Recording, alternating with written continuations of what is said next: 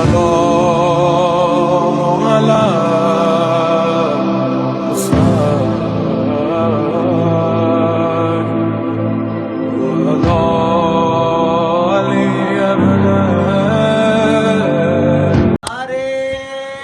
تکبیر، نعرے رسالت، نعرے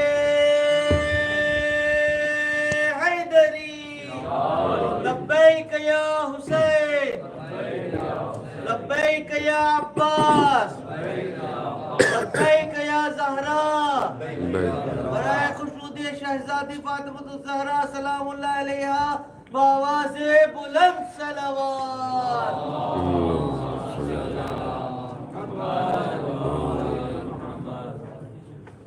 ایک سورہ فاتحہ 3 دفعہ سورہ توحید پڑھ کر تمام مومنین مومنات محرومین، تمام علماء، تمام شہداء، اپنے محرومین، بانیان مجلس کے محرومین، میرے محرومین استاد سید شفت جعفر، شہید عارف حسینی، ہمارے دوست الطاف بھائی یہاں موجود ہیں، ان کی بہن کی پہلی برسی ہے، ان کی روح کو پڑھ کر بخش۔ بسم اللہ الرحمن الرحیم۔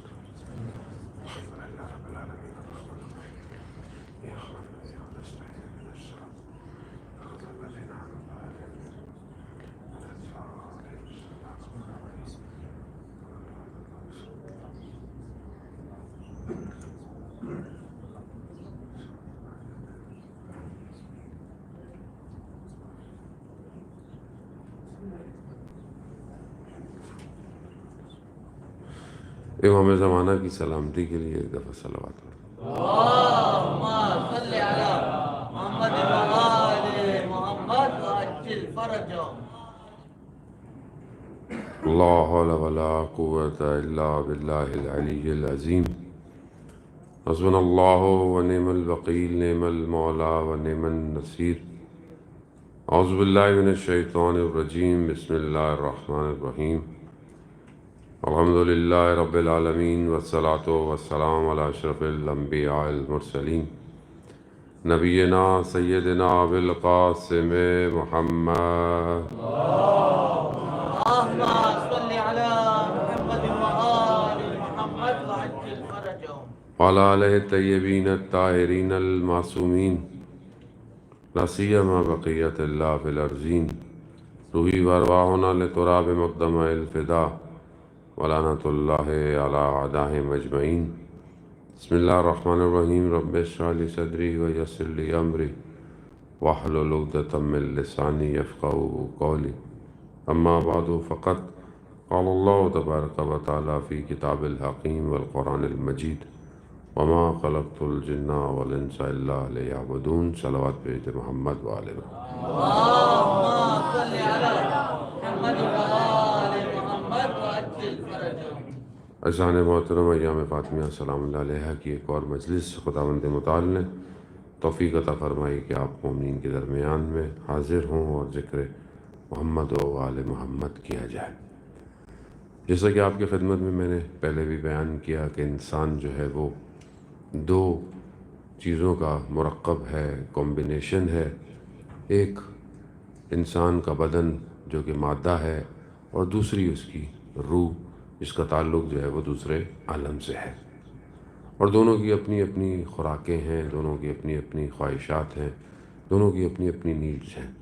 پروردگار نے دونوں کو اس طریقے سے ملایا اور اسے حیات کا نام دیا اور زندگی کا نام دیا، اور اس حیات کو کمال تک پہنچانے کے لیے اپنی طرف سے اپنے بندوں کو بھیجا، اور یہ بندے ہر دور میں آتے رہے، اور اس دور کے انسانوں کی عقل کے حساب سے جتنی ان کی عقل تھی ان کی تربیت کرتے رہے، یہاں تک کہ آخری نبی حضرت محمد مصطفیٰ صلی اللہ علیہ وآلہ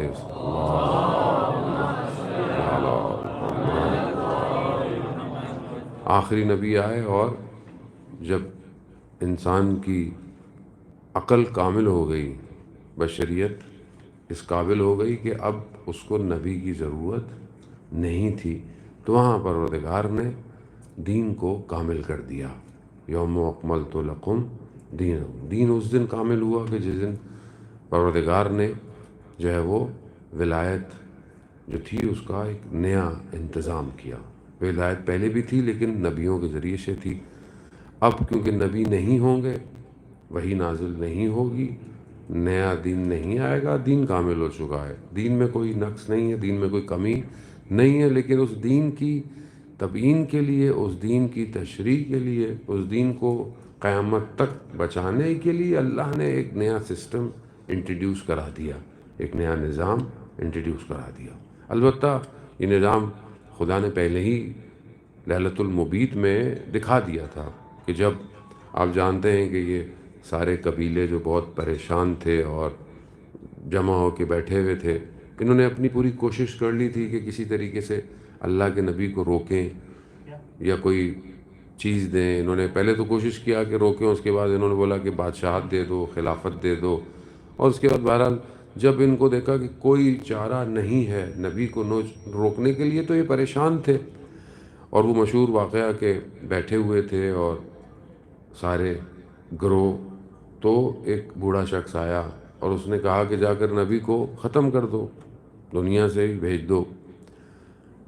تو انہوں نے کہا کہ جو قبیلہ ہے نبی کا وہ بہت مضبوط ہے، ہم اگر حملہ کریں گے تو جواب دینا مشکل ہو جائے گا۔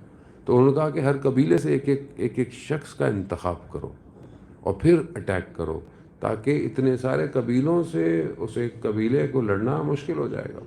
انہوں نے ویسے ہی کہا۔ بہرحال وہ جو بوڑھا شخص تھا وہ کوئی اور نہیں تھا، وہ وہی تھا جسے خدا نے اپنی بارگاہ سے نکال دیا تھا، جو ہر دور کے اندر آتا ہے اور آج بھی موجود رہتا ہے، جسے ہم شیطان کہتے ہیں۔ اور ہم اس کو ویسے بہت ساری چیزیں اس کی کریڈٹ میں ڈال دیتے ہیں، بریکٹ میں بتا رہا ہوں زندگی میں، کہ ہم سے بھی بہت ساری چیزیں ہو رہی ہوتی تو ہم کہتے ہیں شیطان نے کرایا۔ ہو سکتا ہے قیامت والے دن شیطان یہ بولے کہ یہ کام میں نے تو نہیں کہا تھا، ان تو نہیں، خود ہی کر گئے۔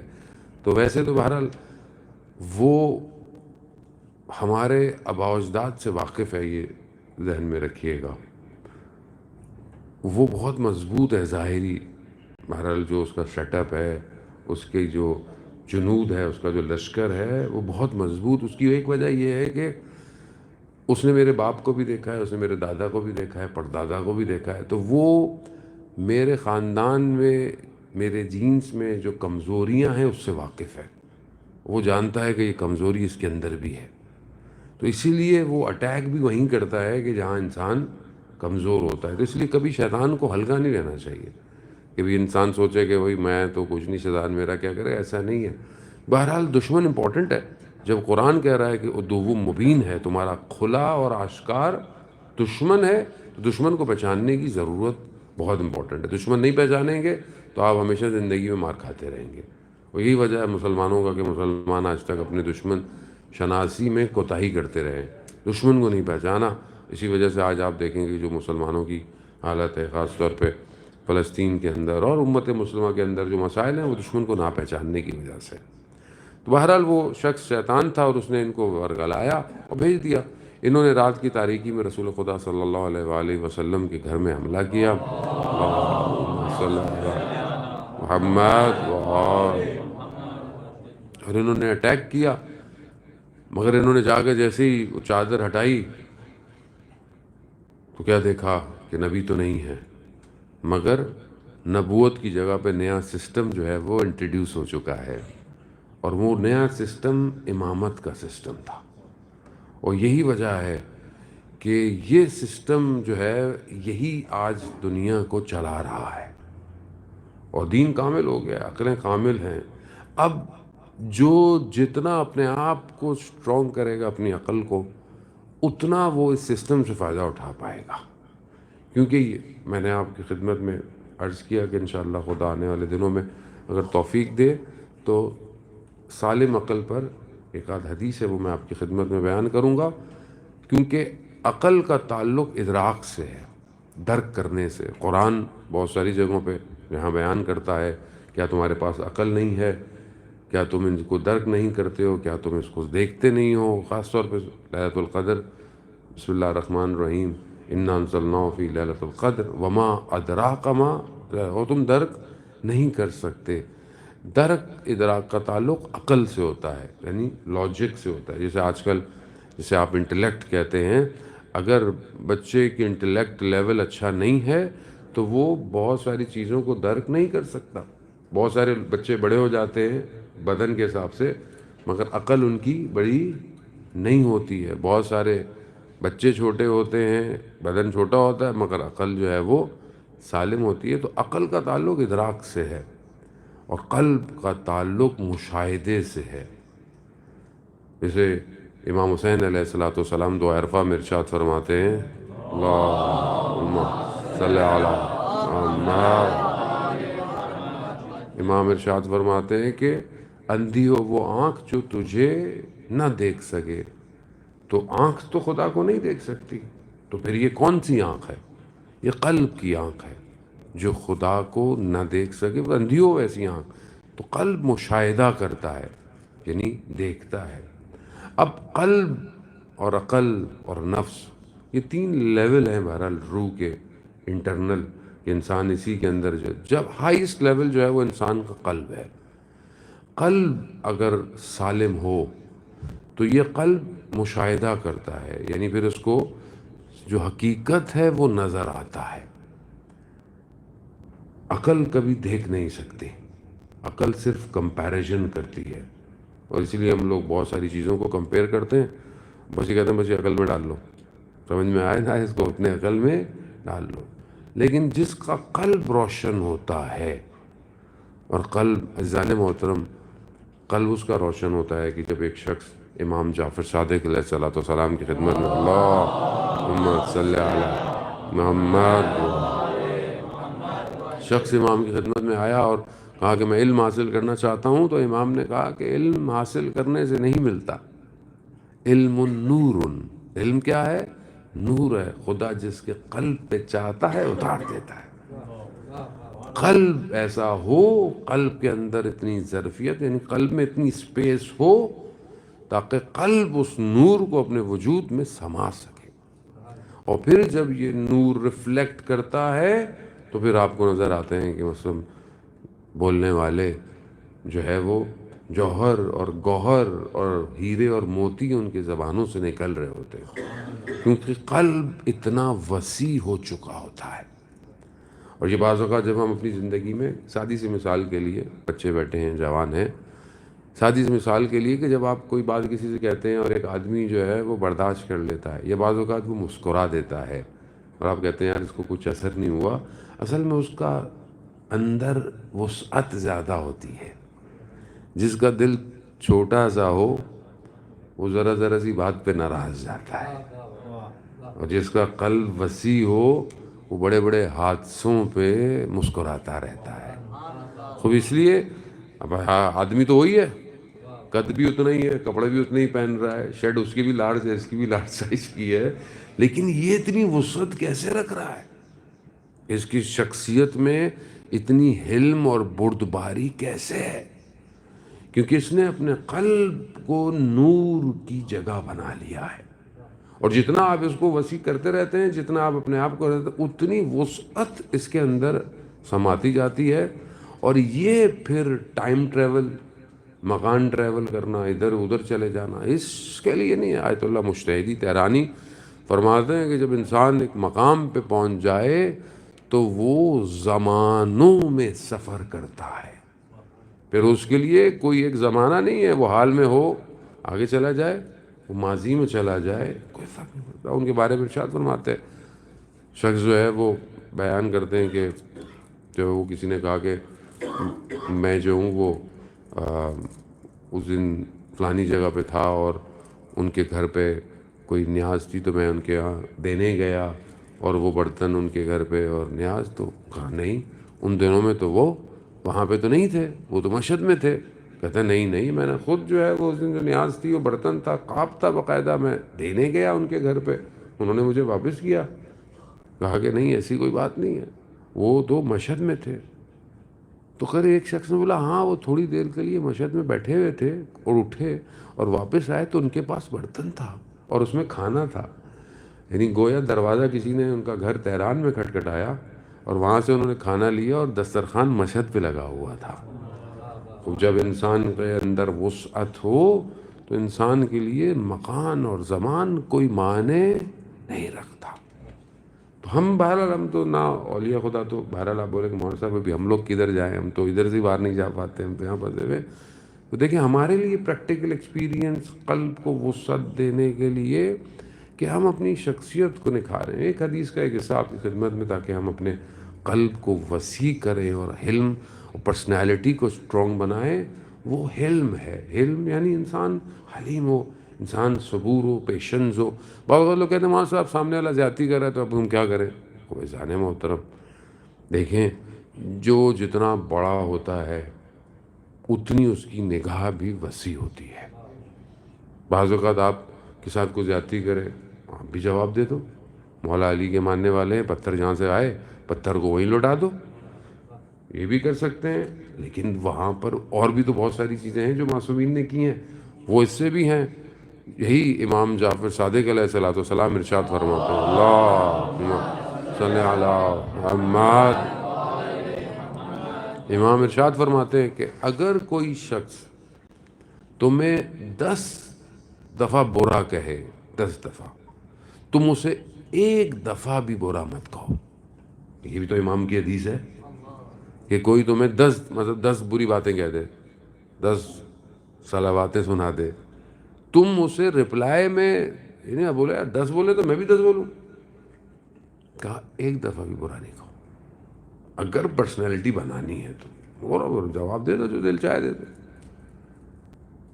حتیٰ اس کو برا مت کہو, بلکہ امام حدیث آگے بڑھتی ہے. امام فرماتے ہیں کہ اس سے کہو کہ اگر جو برائی تم نے میرے لیے کی ہے, برا تم نے مجھے کہا ہے, اگر یہ میرے اندر پائی جاتی ہے تو خدا مجھے ہدایت دے, اور اگر یہ برائی تمہارے اندر پائی جاتی ہے تو خدا تمہاری مغفرت کرے. اب آپ دیکھیں نا آدمی کتنا فرق کر گیا, پرسنالٹی کتنی چینج ہو جائے گی. بعض اوقات ہمارے کوئی برا کہہ دے, بعض اوقات ہم کئی عرصے تک اس بات کو لے کے اندر بیٹھ کر گھومتے رہتے ہیں, اور ادھر سے ادھر, ادھر سے ادھر, اور بار بار نہیں یار اس نے مجھے اچھا نہیں کیا میرے ساتھ, چھوڑ دیں. کیونکہ یہ چیز آپ کی اپنی ذات کو کھانا شروع کر دیتی ہے. درگزر کرنا یعنی معاف کر دینا, یعنی کوئی گزر جائے. گڈھا کہیں ہے زندگی میں, گڈھے کتنے آتے ہیں, آپ جاتے ہیں, آپ گڈھے میں تو ساری بار گڈھے کو کیا سناتے رہیں گے کیا؟ نہیں سناتے بھائی. 2 آپشن ہے نا, یا گڈھا بھر دو یا گزر جاؤ سائڈ سے, یا کل کو راستہ چینج کر لو. 2-3 آپشن زیادہ تو نہیں ہے. اب آپ کھڑے رہو گڈھے کو سناتے, لوگ بولے بھائی ہو گیا جو ہونا تھا, اب گزر جاؤ. ہماری زندگی میں یہی مسئلہ ہے کہ جب ہمارے ساتھ کوئی مس بہیو یا کوئی زندگی ہے, دیکھیں ہر طرح کے لوگ ہیں, اگر کوئی کر لے ہاں, لیکن بعض جگہوں پر جہاں پر عجب ہو, جہاں پر تکبر پایا جاتا ہو, وہاں آپ بے شک جواب دیں. بہت سے لوگ تکبر کریں, اور تکبر جہالت کی وجہ سے ہوتا ہے. آپ اس میں آپ بے شک اس کے آگے آپ بھی اپنے آپ کو دکھائیں گے بھائی وہ اگر کوئی تو ہم بھی کوئی ایسی چیز ہے. لیکن معاشرے میں عموماً جو ریلیشن شپس ہیں اس کی ایک بڑی مثال یہ ہے کہ انسان کی پرسنالٹی ڈیولپ نہیں ہوتی. اور یہ شخص جو اپنی پرسنالٹی کو ڈیولپ کر لے نا ہوتا یہ, کیونکہ دیکھیں ایسا نہیں ہو سکتا کہ ایک آدمی رات کو خدا کی بارگاہ میں سجدے لمبے کرتا ہو اور دن میں اس کی زبان کنٹرول نہ ہوتی ہو. ایسا ممکن نہیں ہے. سجدے وہی کر سکتا ہے جس کا قلب سالمیت کی طرف بڑھ رہا ہو. خدا کی بارگاہ میں سجدہ کرنا آسان نہیں ہے. ہم اپنی زندگی میں دیکھیں, کیونکہ جو جتنا اس کے آگے جھکتا ہے وہ دنیا کو اس کے آگے جھکا دیتا ہے. لیکن ہم دنیا کے آگے جھکتے, اس کے آگے جھکنے کا ہمارا ٹائم, کسی سے کام ہوگا اس کے آفس کے باہر بیٹھے رہیں گے, کسی سے کام ہوگا اس کا انتظار کرتے رہیں گے, کسی نے کال کرنی ہو اس سے کام ہو اس کے فون لے کے بیٹھے رہیں گے, کب فون کرے گا کب فون کرے گا. اور جو کائنات کا نظام چلا رہا ہے, جو ان اللہ علی کل شیء قدیر ہے, اس کی بارگاہ میں اتنی تیزی سے جاتے ہیں اتنی تیزی سے واپس آ جاتے ہیں. بس جلدی سے گئے جلدی سے واپس آ گئے, تھوڑا سا تو ٹائم لگائیں. آپ جن خاتون کی ہم ان دنوں عزا کے لیے جمع ہیں عزیزان محترم, آپ عبادت دیکھیں, آپ بندگی دیکھیں. خدا ملائکہ پہ افتخار کر رہا ہے کہ دیکھو کس خضوع, کس خضوع اور خشوع کے ساتھ میری کنیز میری بارگاہ میں کانپ رہی ہے. جتنی جس کی معرفت ہے اتنی اس کی عبادت ہے۔ اب حضرت یونس علیہ السلام اللہ کے نبی ہیں، آپ کے سامنے رسول خدا حضرت محمد مصطفیٰ صلی اللہ علیہ وآلہ وسلم، اللہم صلی محمد رسول حبیب خدا خدا خاتم الانبیاء بآواز نعرہ صلوات۔ صلی اللہ محمد۔ رسول خدا نے فرمایا ہے، ائمہ سے بھی یہ ہے کہ حضرت یونس علیہ السلام نے، قوم نے بات نہیں مانی، کہا کہ پروردگار عذاب نازل کر دے، نکل گئے، قوم نے پیچھے توبہ کر لی۔ حضرت یونس علیہ السلام اللہ کے نبی تھے، بہرحال گناہ تو نعوذ باللہ ان سے ہو ہی نہیں سکتا تھا، تو انہوں نے بہرحال دیکھا کہ عذاب نازل نہیں ہوا تو تھوڑا سا ناراضگی سی ہو گئی، تو ترک اولا ہو گیا۔ اللہ کے نبی ہیں، بہرحال اللہ کے نبیوں کے معاملات خدا کے ساتھ، تو یہ جب ان سے ہوا تو خدا نے انہیں 3 تاریکیوں میں ڈال دیا، 3 ظلمات۔ اللہ کا نبی ہے، کیا ہوا؟ ترک اولا ہوا، یعنی جو کرنا چاہیے تھا وہ نہیں کیا، کچھ اور کر لیا۔ 3 اندھیروں میں ڈارکنس، پہلی کیا ہے؟ رات، دوسری کیا ہے؟ سمندر، تیسری مچھلی کا پیٹ۔ 3 اندھیروں میں اللہ کا نبی چلا گیا، ہوا کیا؟ بس ترک اولا کیا تھا۔ جانے محترم 6 مہینے تک بیان کرتے ہیں تفاسیر میں کہ مچھلی کے پیٹ میں رہے 6 مہینے تک۔ اللہ کا نبی ہے اور ہم کتنی کوتاہیاں کرتے ہیں، خدا پھر بھی کتنا رحمان ہے، ہمیں تاریکیوں میں نہیں ڈال رہا، اندھیروں میں نہیں۔ لیکن دوسری طرف ہماری ذمہ داری تو بنتی ہے کہ اللہ کے نبی نے ترک اولا کیا 6 مہینے تک۔ علامہ طباطبائی تفسیر المیزان میں بیان کرتے ہیں کہ اگر حضرت یونس علیہ السلام یہ ذکر نہ کرتے، جو ذکر مشہور ہے ذکر یونسیہ، تو مچھلی کے پیٹ میں قیامت تک رہتے۔ کیا تھا؟ لا الہ الا انت سبحانک انی کنت من الظالمین۔ اللہ کا نبی ہے اور ہم سے کتنی غلطیاں ہوتی ہیں، میں آپ کو نہیں خدا نہ خواستہ، میں اپنے آپ کو کہہ رہا ہوں، میں کتنی دفعہ رات کی تاریکی میں خدا کی بارگاہ میں یہ کہتا ہوں لا الہ الا انت سبحانک انی کنت من الظالمین۔ پر پروردگار، لا الہ الا یعنی کیا؟ یعنی پہلی چیز تیری وحدانیت کا اقرار ہے، سبحانک یعنی تو ہی تعریف ہے، تو منزہ ہے، انی کنت میں نے ظلم کیا۔ کیا میں خدا کی بارگاہ میں کہتا ہوں، کیا خدا نہ خواستہ میں یہ سمجھتا ہوں کہ مجھ سے کوئی گناہ نہیں ہوتا، کیا مجھ سے کوئی غلطی نہیں ہوتی؟ جبکہ آیت اللہ جواد ملکی تبریزی اپنے رسالے میں بیان کرتے ہیں کہ 350 دفعہ یہ ذکر سجدے میں کرنا چاہیے، 350 دفعہ۔ ہمیں زندگی گزر گئی، ہم نے ایک دفعہ بھی کوشش نہیں کی۔ ظاہر ہے جس کو جتنا پتہ ہو وہ آلودہ ہے اتنا وہ اپنے آپ کو پاک کرتا ہے، لیکن اگر مجھے پتہ ہی نہیں ہے اور میں سمجھ ہی نہیں رہا کہ مجھ سے وہ غلطی ہوئی کہ نہیں ہوئی ہے، عزیزان محترم خوب کیا ہے؟ کیونکہ اس کی بارگاہ میں جھکنا ضروری ہے، لا الہ الا انت۔ تو کبھی کبھی کوشش کر لیا اگر سجدے میں بندہ 5 دفعہ پڑھ لے، 10 دفعہ پڑھ لے، تاکہ نفس کو عادت ہو، اور پھر قلب روشن ہونا بہت ضروری ہے۔ اگر اس دنیا میں مرنے سے پہلے انسان کا قلب روشن نہیں ہوا عزیزان محترم تو بہت مشکل ہے۔ کیوں؟ کیونکہ قیامت والے دن وہی کامیاب ہے جس کا قلب سالم ہے۔ قلب اگر سالم نہیں ہے، قلب آلودہ ہے، کیوں؟ یہ میں نہیں کہہ رہا، قرآن کی آیت کہتی ہے، مولا متقیان کی مناجات کہتی ہے، کیا کہتی ہے؟ اللہم انی اسألک، پروردگار میں تجھ سے سوال کرتا ہوں، کس دن کا؟ جس دن کوئی چیز، یوم لا ینفع، جس دن کوئی چیز فائدہ نہیں دینے والی سوائے اس کے کہ جو قلب سلیم لے کر آئے گا۔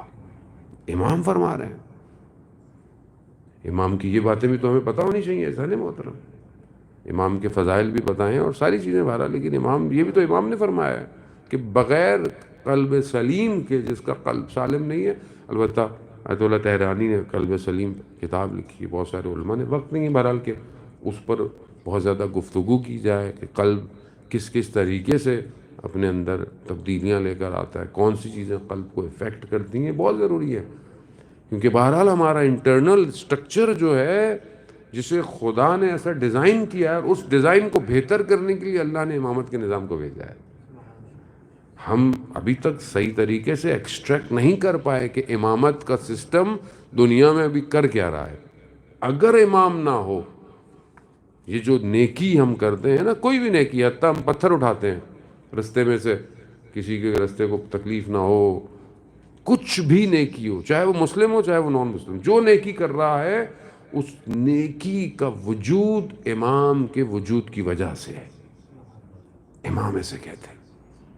حتیٰ باقی مخلوقات، سورج کی جو روشنی کی کرنیں ہیں، ہوائیں ہیں، پھولوں میں خوشبوئیں ہیں، یہ سب اس ایک وجود کی وجہ سے ہے.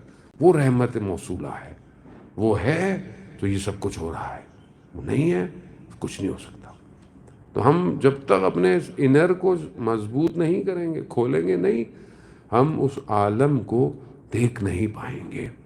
جتنے لوگ گہرے ہوتے ہیں اتنا وہ اوقیانوس اور سمندر کی طرح رہتے ہیں. آیت اللہ غازی دوا دبائی رضوان اللہ تعالی علیہ، لوگ ان کے گھروں پہ پتھر مارتے تھے، اور حتیٰ جب وہ شب جمعہ زیارت پہ جاتے تھے نجف سے کربلا، تو ان کے پاس ایک قرن بھی نہیں ہوتا تھا، لیکن توحید کا پہاڑ تھے. ماتھے پہ کبھی کوئی شکن نہیں آئی، مسکراہٹ. اہل و عیال بھی بہت زیادہ تھا ان کا. بچے جب کچھ مانگتے تھے تو جیب میں ہاتھ ڈال کر کہا کہ میرے پاس کچھ نہیں ہے، لیکن کبھی یہ نہیں بولا کہ پروردگار نہیں. ان کا امتحان وہی تھا. لیکن مقام کیسا تھا اجدان محترم، کہ شخص جو ہے وہ ایک دفعہ کہتا ہے کہ میں چلے ان کے ساتھ تھوڑا سا ٹیسٹ کر کے دیکھتا ہوں. تو چلنے لگے تو انہوں نے بولا کہ امام کی خدمت میں حاضر ہونا ہے. تو اس نے بولا ہاں چلے.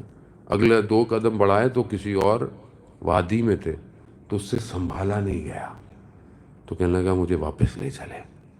اور ان سے کسی نے پوچھا کہ آپ نے امام کو دیکھا ہے، امام کی زیارت کی ہے؟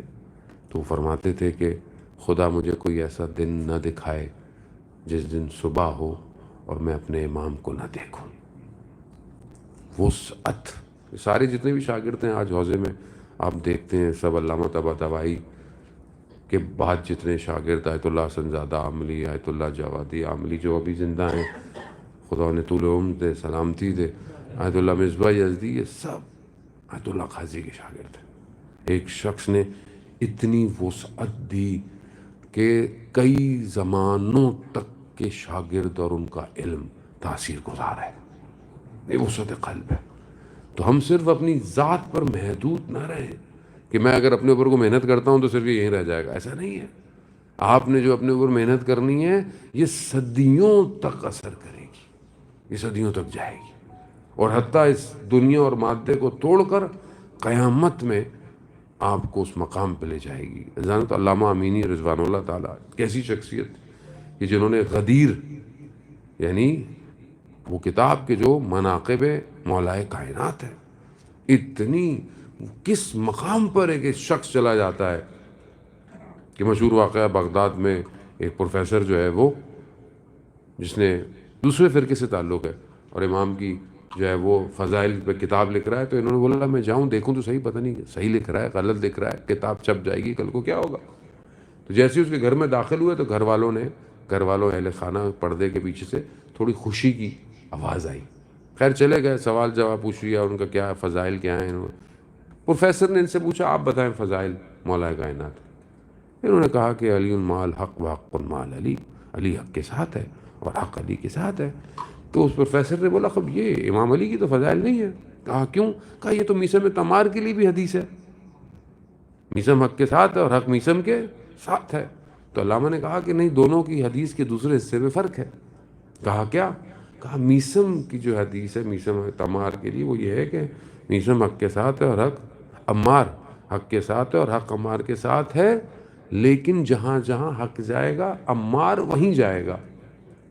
لیکن کہا امام علی کے لیے ایسی نہیں ہے، کہا حق علی کے ساتھ ہے اور علی حق کے ساتھ ہے، اور جہاں جہاں علی جائے گا وہاں وہاں حق جائے گا۔ نعرے حیدری! یا تو جب یہ حدیث سنی تو وہ کھڑا ہو گیا، کہا پروفیسر تھا، یعنی اس نے نہیں سنا ہوا تھا۔ تو خیر علامہ کو جب یقین ہو گیا کہ اب یہ صحیح لکھے گا تو جانے لگے۔ تو کہا میں جب آپ کے گھر آیا تو آپ کے گھر والوں کیا خوشی کی لہر، خوشی کی آواز تھی، وہ کیا تھی؟ تو کہا میری بیٹی بیمار ہے، اور آپ جب آئے تو ہمارے گھر والے سمجھے کہ ہمارے فرقے کے مولانا ہیں، شیخ آئے، تو وہ جب بھی آتے ہیں ہم لوگوں کو کوئی دعا لکھ کے دیتے ہیں تو ہماری بیٹی تھوڑے دنوں کے لیے ٹھیک ہو جاتی ہے۔ علامہ نے کہا کہ اگر آپ برا نہ مانیں تو میں بھی کچھ لکھ کے دے دوں۔ کہاں دے دے؟ تو انہوں نے کچھ لکھ کے کاغذ پہ دے دیا۔ تھوڑے دنوں بعد خبر ملی کہ بچی بالکل ٹھیک ہو گئی، اس کی بیماری بالکل ہی دور ہو گئی۔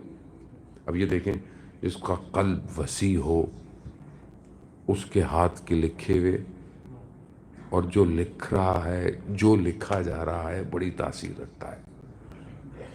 ہر کسی کے بس کا کام نہیں ہے، قلب وسیع تھا۔ تو لوگوں نے پوچھا علامہ کیا لکھا تھا آپ نے؟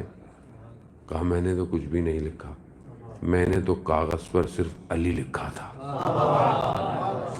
نعرے تکبیر! اللہ نعرے رسالت! یا رسول اللہ، حیدری! یا محمد وآل محمد بلند تر سلوات! اللہ۔ صلی علی محمد وآل محمد وعجل فرجهم۔ خوب یہاں عزیزان محترم، خوب وہ ظرفیت چاہیے کہ عالم بھی انکار نہ کر سکے۔ انسان کو عقیدہ بھی تو ویسے ہی ہو نا، انسان کے اندر وہ پاور ہو، طاقت ہو، اندر سے وہ ایسا ہو کہ پھر کائنات کا سسٹم بھی اس کی مدد کر رہا ہو، انسان اس قابل اپنے آپ کو کرے۔ تو وہاں پہ کبھی بھی آپ دیکھیں کہ کم ظرف انسان کبھی بھی نہیں کھڑا ہو سکتا، ظرف بڑا ہونا چاہیے۔ انسان اندر سے وسعت رکھتا، اور وسعت کے لیے ضروری ہے کہ انسان خدا کی بارگاہ میں جھکتا ہو، اس کا اس کی بارگاہ میں رابطہ ہو۔ وہ الفاظ اب دیکھیں نا ہماری زندگی میں، خدا نخواستہ میں آپ کو نہیں کہہ رہا، میں جو بھی بات ہوتی ہے مجھے خود کو نصیحت کر رہا ہوتا ہوں، آپ کی توسط سے یہ بھی لطف ہے خدا کا کہ آپ کے وسیلے سے انسان خود متوجہ ہوتا ہے کہ زندگی انسان کی کتنی تیزی سے گزر رہی ہے۔ 24 گھنٹے میں ہم کتنی چیزیں پڑھتے ہیں، خبریں پڑھتے ہیں، نیوز پڑھتے ہیں، انفارمیشن پڑھتے ہیں، پڑھائی کا کام کر رہے ہیں، آفس کا چیزیں پڑھ رہے ہیں، لیکن بعض اوقات ہماری زندگی میں، اس پوری زندگی میں ہمیں اتنا ٹائم نہیں ملتا کہ ہم کالا امام سجاد پڑھیں، وہ دعائیں، وہ مناجات جو خدا سے گفتگو ہے، وہ ہمیں ٹائم نہیں ملتا۔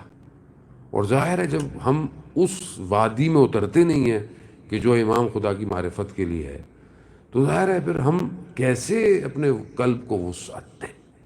جو شخص اپنی کمزوریوں کو نہ پہچان پا رہا ہو اور اپنے خالق کی حاکمیت کو نہ پہچان پاتا ہو، اس کا قلب کبھی وسیع نہیں ہو سکتا۔ قلب ہمیشہ رات کی تاریکی میں اس کی بارگاہ میں گڑ گڑانے سے وسیع ہوتا ہے۔ ایسے نہیں دعائے عرفہ سید الشہداء نے کھڑے ہو کر اور مسلسل گریہ کر کے پڑھی ہے، مسلسل، آسان ہے۔ ہم سے بہرحال تھوڑی دیر کے لیے گریہ کریں، اس کے بعد ہماری آنکھیں، میں اپنی بات کر رہا ہوں، آپ ماشاءاللہ مجھ سے زیادہ بہتر ہیں، آپ پاک صاف ہیں، آپ کی آنکھوں میں تازگی ہے، میں اپنی بات کر رہا ہوں کہ انسان اس کی بارگاہ میں گڑ گڑائے، سجدہ کرے، روئے۔ آیت اللہ جواد ملکی تبریزی جن کا میں نے آپ سے ذکر کیا، قم المقدسہ میں شیخین قبرستان جو ہے اس میں ان کا قبر ہے، مرقد ہے، اور سادی سی قبر ہے، بس ایک پتھر رکھا ہوا ہے۔ جب وہ سحر میں اٹھتے تھے، جب اٹھتے تھے آسمان کو دیکھ کر گریہ کرتے تھے، واللہ انسان آسمان کو دیکھے اور روئے، پانی کو دیکھتے تھے روتے تھے، وضو کرتے تھے تو روتے تھے، اتنے مشہور تھے، وہ معروف تھا کہ وہ صبح کے ٹائم دیوار پر ٹیک لگا کر کریا کر رہے ہیں۔ عجیب بات ہے، ہمیں معرفت، میں اپنی بات کر رہا ہوں، مجھے معرفت ہی نہیں ہے۔ میں صبح اٹھتا ہوں تو بڑی ایک سے بے دلی سے اٹھ رہا ہوں، چلو یار نماز پڑھنی ہے، چلو شکر ہے خدا کا، یہ بھی اٹھا ہی رہا ہے خدا پروردگار۔ ورنہ وہاں ایک عجیب کیفیت ہے، کیونکہ وہ عزیزان محترم، آپ حدیث میں بھی پڑھ رہا تھا، حضرت زہرا سلام اللہ علیہا ارشاد فرماتی ہیں، اللہ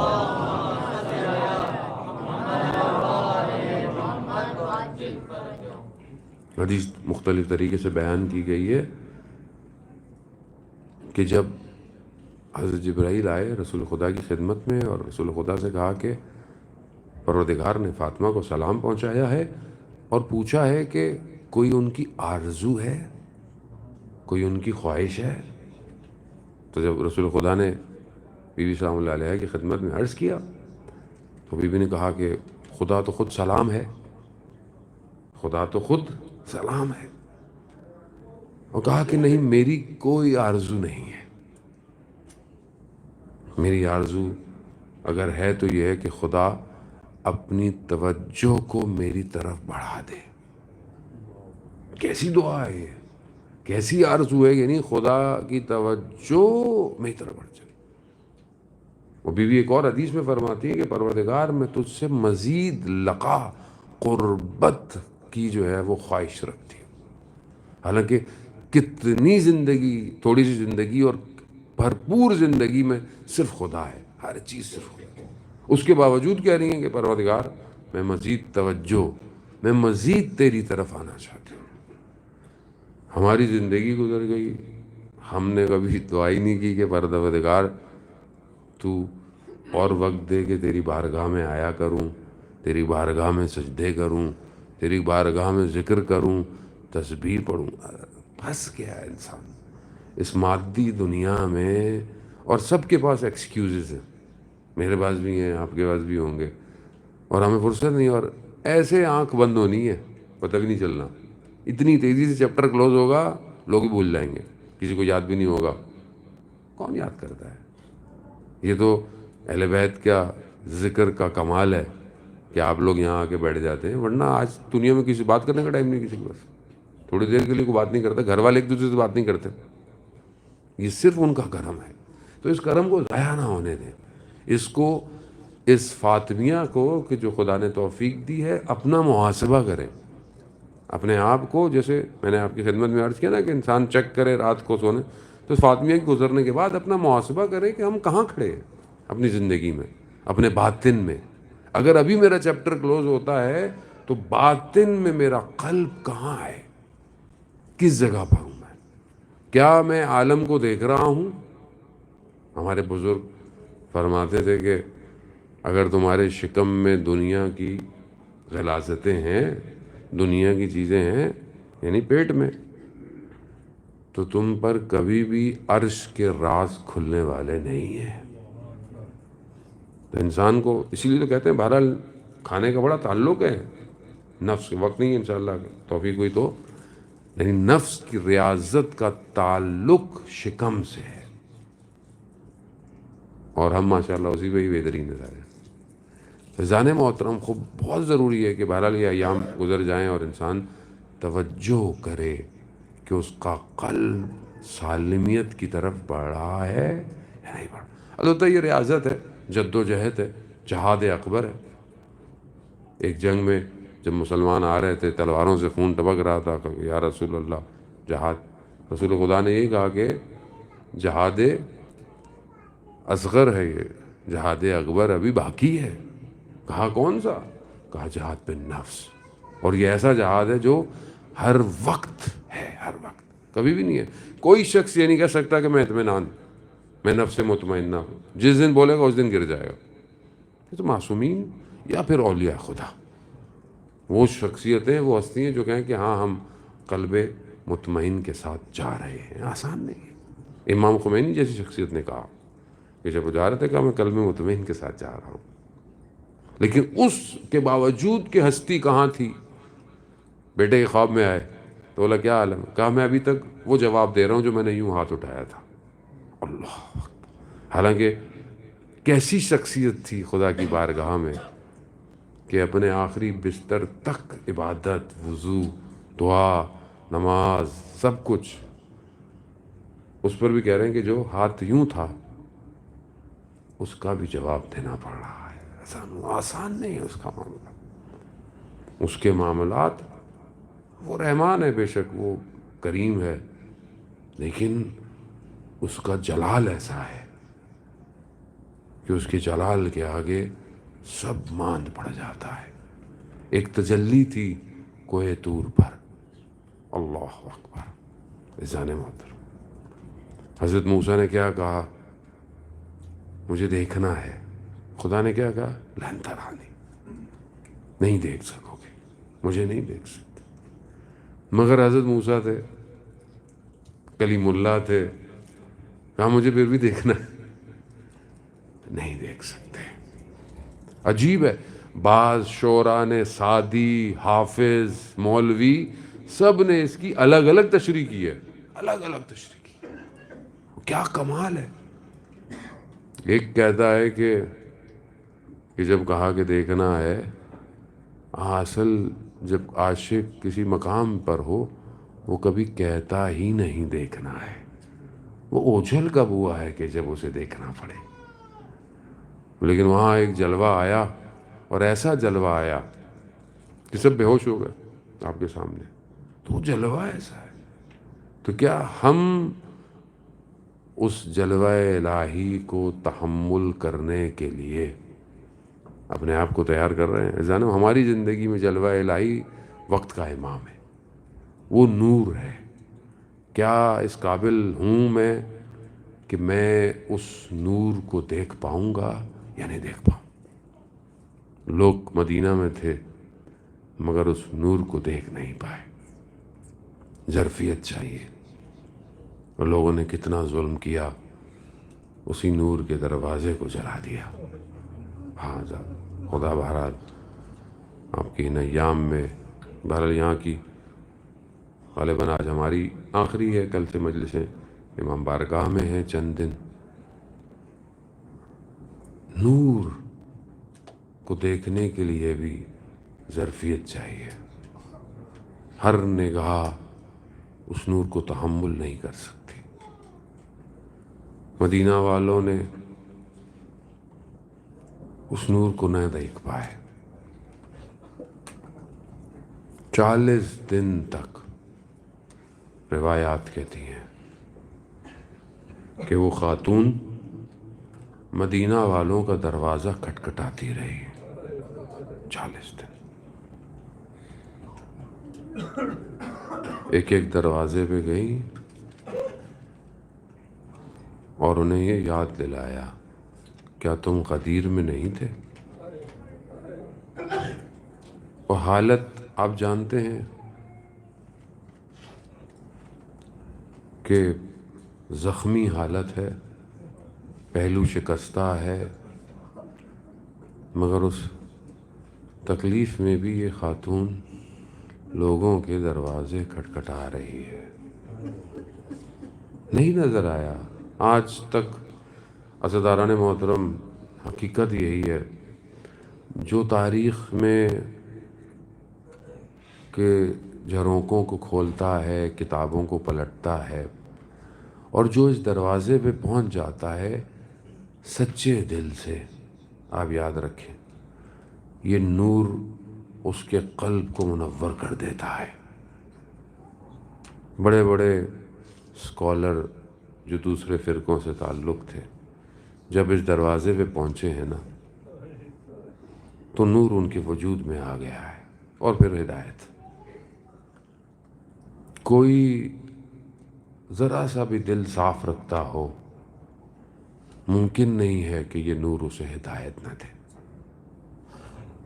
لیکن اس زمانے کے لوگوں نے اتنا ظلم کیا کہ بی بی خود فرماتی ہیں سبت علیہ،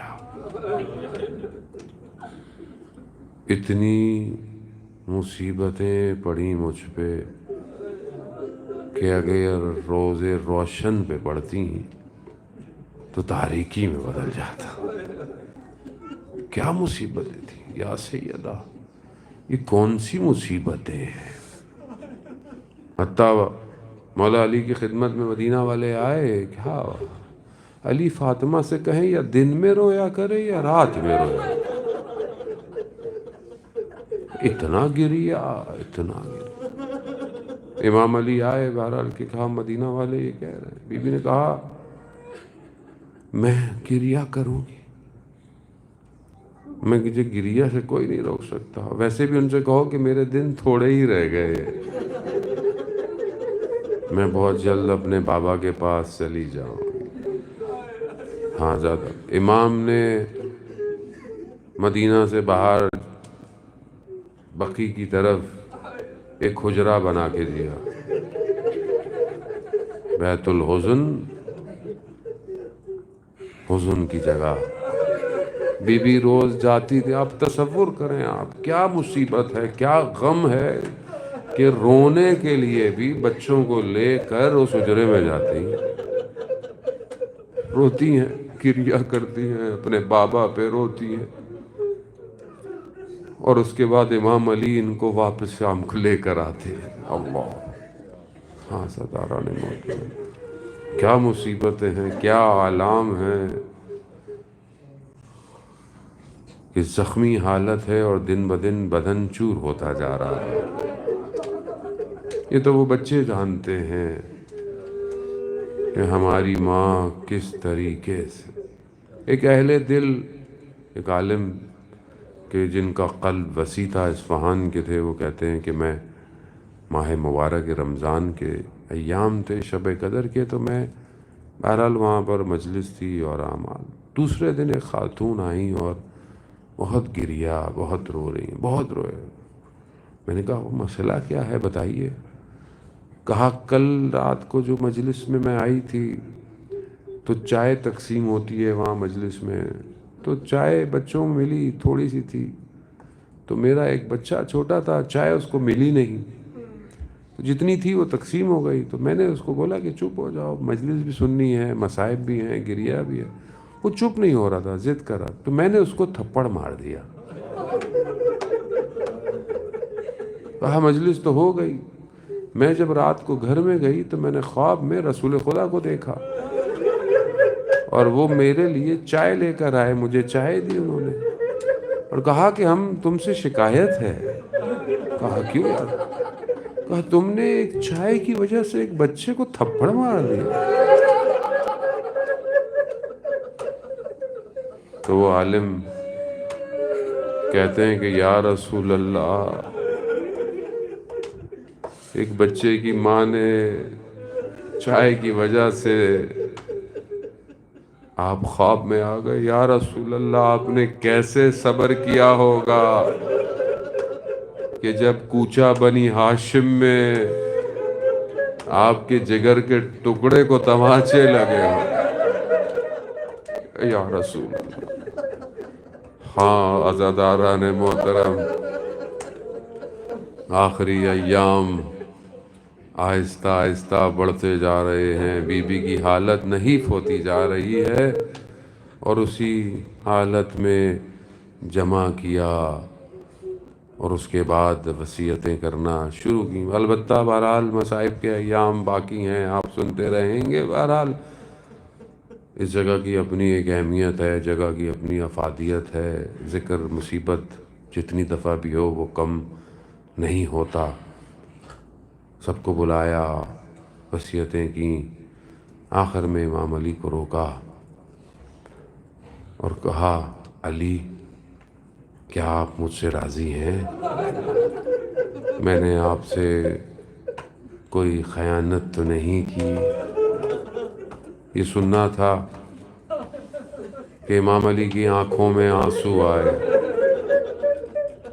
بی بی نے اپنے بازوؤں کو آگے کیا، کہا یہ کیا کر رہی ہیں؟ کہا میں نے بابا سے سنا ہے مظلوم کے آنکھوں کے آنسو زخموں کو شفا دیتے ہیں، نہ جانے کون سے زخم تھے یا سیدہ۔ عزاداران محترم، اور وصیتیں کی، آپ سنتے رہتے ہیں، بس میں ایک طرف جملہ کہوں گا اور آپ سے التماس سے دعا کہوں گا، پھر زندگی رہی یہاں پر ذکر رہا۔ عزیزداران محترم، جب غسل کر رہے تھے نا، غسل، مولا متقیان جیسی ہستی جسے کوئی چیز ہلا نہیں پائی، جو رات کی تاریکی میں بچوں سے یہ کہہ رہا ہو کہ بیٹا گریہ نہیں کرنا، اگر کرنا تو دانتوں میں کپڑوں کو دبا کے بیٹھنا، مدینہ والوں کو پتہ نہ چلے، وہی علی نے چیخ ماری ہے۔ پوچھا کہ علی آپ تو بچوں کو خاموش کرا رہے ہیں۔ کہا فاطمہ نے نہ جانے کون کون سے زخم چھپائے ہوئے۔ اللہ اکبر اللہ۔ پھر بھی بی بی چاہتی تھی کہ مجھے رات کو غسل دینا، میرے زخم نہ پتہ چلیں علی کو۔ آزادار محترم، مقتل کہتا ہے کہ جب آخری وقت تک بی بی کے بازو سوجے ہوئے تھے، نہ جانے کیسی ضربتیں لگی کہ اتنے دن تک ہاتھوں میں ورم تھا۔ بس عزاداران محترم، کس طریقے سے امام نے رات کی تاریکی میں بس یہی جملہ کہا اتارتے وقت، اور آپ سے التماس سے دعا یہی کہا کہ یا رسول اللہ، جو امانت چھوڑ کے گئے تھے وہ امانت دینے آیا ہوں، مگر یا رسول اللہ امانت ویسی نہیں رہی۔ بس کہتے ہیں کہ مٹی ڈالی علی سے اٹھا نہیں گیا، بس ایک وصیت کا جملہ یاد آ گیا، علی یاد رکھنا میرے بچے یتیم ہوں گے۔ الا لعنت اللہ علی القوم الظالمین وسیعلم الذین ظلموا ای منقلب ینقلبون۔ پروردگار تجھے واسطہ محمد و آل محمد کا امام زمانہ کے ظہور میں تعجیل عطا فرما، ہمیں ان کے ناصروں ان کے مددگاروں میں شمار فرما، حاضرین مجلس کی جائز خواہشات کو پورا فرما، حاضرین میں جو بیٹھے ہیں ان کے محرومین کی مغفرت فرما، انہیں عالم قبر میں آسانیاں فرما، روز محشر سیدہ سلام اللہ علیہ کی شفاعت نصیب فرما۔ بہت سارے لوگ بیمار ہیں، مجھے بھی کہا گیا ہے آپ کے بھی دوست احباب رشتہ دار ہمسائے گھر والے مریض ہوں گے، پروردگار تجھے واسطہ سیدہ سلام اللہ علیہ کا انہیں شفاء کاملہ اور عاجلہ عطا فرما، بے اولادوں کو اولاد صالح عطا فرما، بے روزگاروں کو رزق حلال عطا فرما، بے گناہ اسیروں کو جلد سے جلد رہائی عطا